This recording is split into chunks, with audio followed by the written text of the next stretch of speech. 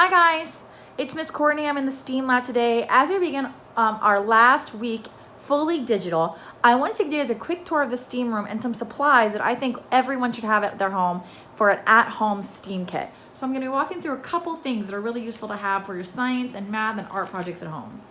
So this is the math section of the STEAM lab, and what's really useful is this section here called countables. Now I have games, shapes, cubes, and things like this you can totally buy on Amazon, and they are really great for math activities. But this shelf right here is the most versatile and easiest to find math supplies. So I call these countables. And what I like about countables is that you can manipulate them. Now these are just like beads. We have buttons, gems. Up there you can see birthday candles, mini erasers. So it can really, dice, so it can really be a good variety of things. You could even go outside and collect rocks of different colors. The point of these countables is to practice patterns, sorting, classification, counting, skip counting, and fine motor skills. They're extremely versatile and easy to put together from things you might already have at home. So I would gather a small supply of countables. You don't have to have as many of these, but I would say 2 or 3 different kinds of countables for your STEAM kit at home. The next thing I want to show you is this cooking tools board. Now, cooking tools is kind of the wrong word for what to call them. It's really more like sensory play and experiment tools. A lot of them are things you would use in cooking, like measuring spoons, measuring cups, sifters, bowls, spatulas, cookie trays, rolling pins, but in a STEAM lab you're using more to make slime or goo, to make baking soda vinegar experiments, to make sensory bags and sensory bins that you can play with.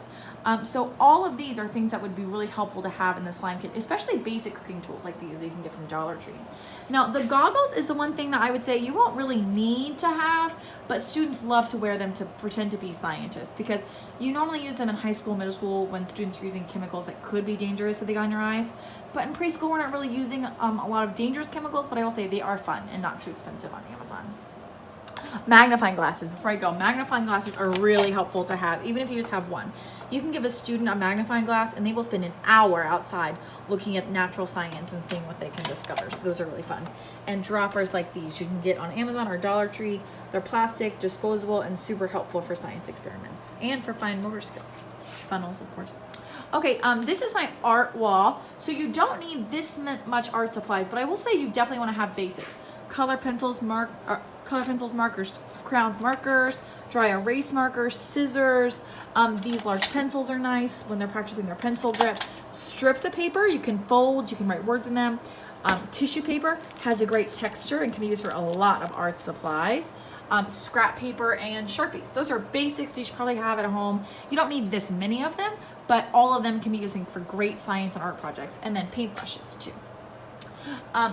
Here I have my food and some more cooking supplies, as well as my slime kits. So baking soda is one of the #1 things I think everyone should have for their STEAM kit. You can use it with vinegar to make science experiments. You can use it in a lot of different slime recipes, and it's cheap and really convenient, easy to use. Contact solution is great for making slime too. I know a lot of people use the borax recipes online. I've never been a huge fan of those, and I would say contact solution and baking soda recipes work a lot better.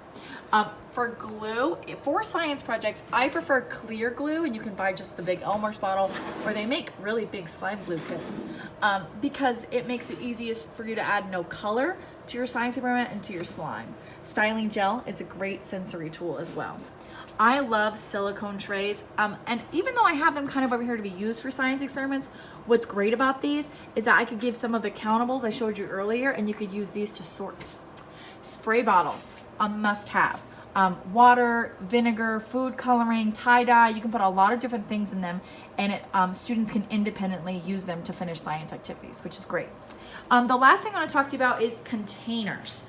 So plastic containers like these are a must-have. You probably only need one of them. They can be for prepping supplies. Students can use them to make their little water-filled sensory bin or dirt-filled sensory bin, and it really helps contain the mess. Trays like these aren't as deep, but they're really nice and wide. So an experiment we did recently was for our dinosaur week. We filled the bottom with baking soda, and then students used droppers to drop vinegar in that was food colored red to make lava.